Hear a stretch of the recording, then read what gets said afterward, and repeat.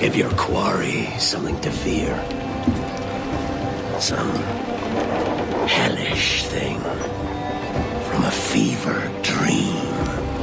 And men will drop to their knees, pleading for their lord before all else. Oh god. Looks fine. Of course it does. Fear, a thing most want to tuck away, to keep hidden from prying eyes and men of ambition. But to some, to those who lurk in the darkness, fear is a tool, an addition to an arsenal to make those they oppose cower. It can pierce deeper than any blade, strike further than any gun, corrupt harsher than any toxin.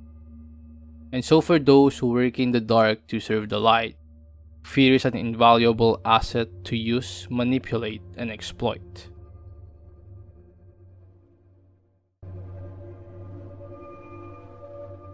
Assassin's Creed Hexe is probably a year or two away.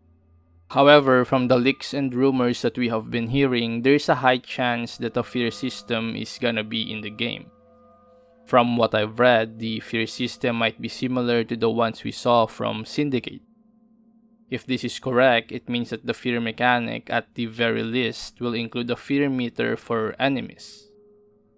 In Syndicate's Jack the Ripper DLC, where the fear mechanic appeared, enemies had 3 levels of fear. The first one is basically their default status, they walk around normally, oblivious to the player. Then the second level is when the orange fear icon appears over their heads. When this appears, they become suspicious and nervous. They still function similar to a guard who is investigating a noisemaker or in the yellow detection status. The third level is when the fear icon turns red. When this happens, the guard becomes fully terrified and won't be able to enter combat. They will cower in fear and eventually run away. This removes all potential threat from them, either via detection or damage, meaning they are basically gone from the game. Aside from that, the fear status can spread to other enemies. This status can spread when enemies see the player perform a brutal takedown or assassination. There are also certain enemy types that are immune to being terrified, providing a challenge and making sure that the fear system is not too overpowered. The fear status can be inflicted in 3 main ways. First is the brutal takedown or assassination. This move is simply an alternative to the standard assassinate animation, though in Syndicate, Evie uses a non-lethal version, while Jack the Ripper uses the lethal one. The takedown is not silent though and would always affect nearby enemies. The next way is by using the so-called Fear Bomb, which is a bomb that can bounce off walls and release a gas that terrifies any enemy in its area of effect. The intensity of the fear effect depends on how far the guard is from the center of the explosion. Fear meters will turn from stage 1 to stage 3 if a guard is in the center of the blast. If they are outside of the center, fear meters will only turn yellow if they are in stage 1. If they're in stage 2 already, then they will get fully terrified. The last way to inflict fear is the spike. It is a melee tool that the player can use to pin an enemy. At the end of the spike takedown animation, nearby enemies will also get terrified. As for the pinned enemy, well, they are rendered permanently terrified if it's Evie and dead if it's Jack.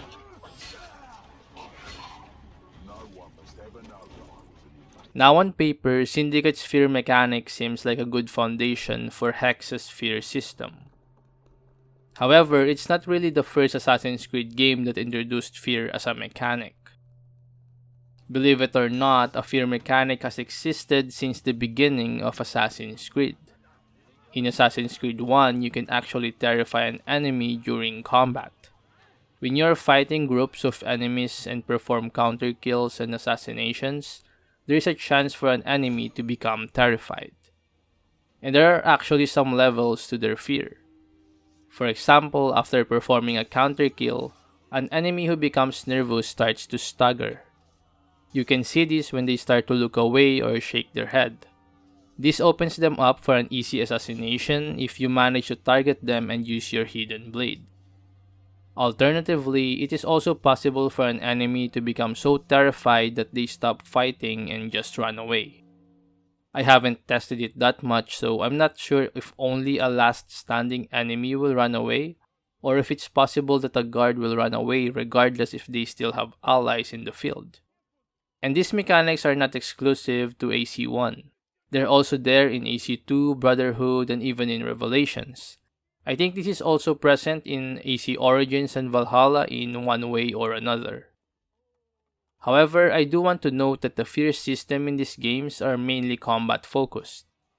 Enemies can only feel fear when they have seen and fought the main character, unlike in Syndicate where you can fully terrify enemies without them seeing you. And since Hexe sounds like something that will incorporate both stealth and fear, this combat-based system will likely be more of a reference than a rule to expand upon.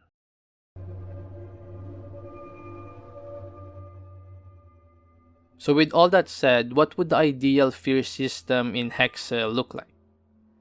Well, I do have some creative ideas, but I do not want to get my hopes up too much.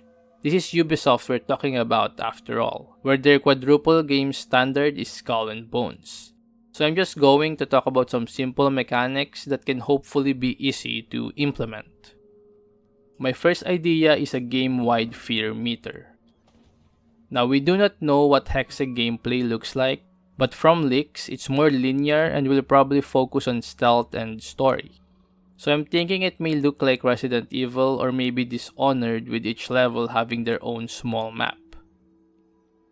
And so because of the linear nature, it may be easy to track player actions like how many guards they have killed or if they're choosing to go non-lethal instead of assassinating every enemy, which may also incentivize stealth.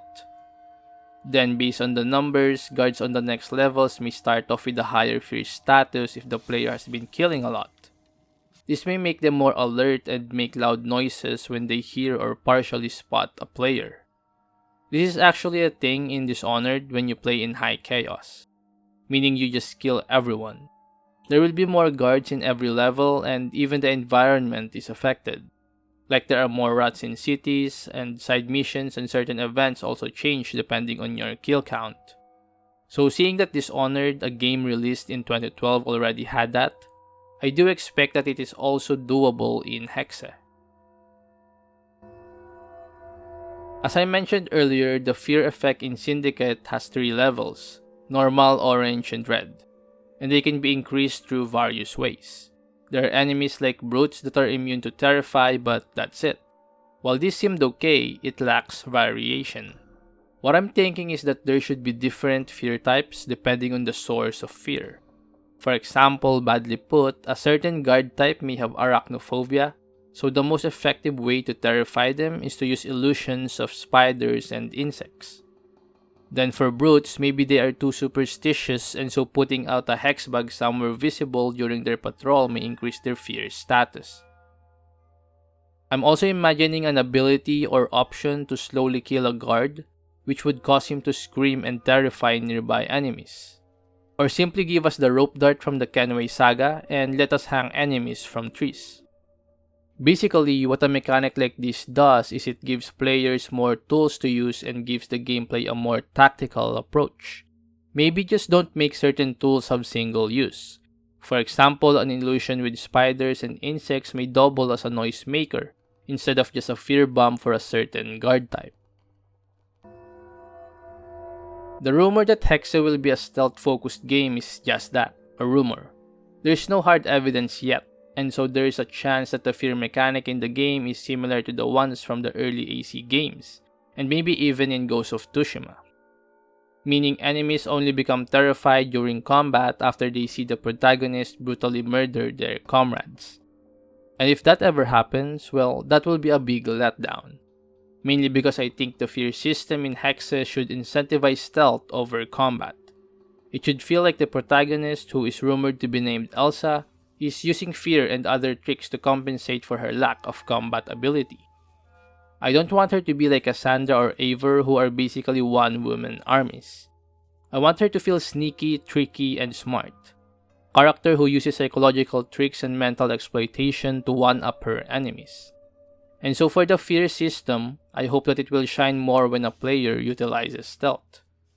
Don't make it like the brutal takedowns or spike takedowns from Syndicate, which are most effective when enemies are clumped together or already surrounding the player.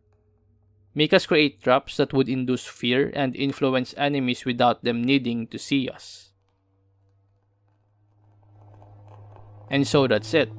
Great stealth and a deep fear system, that's all we ask.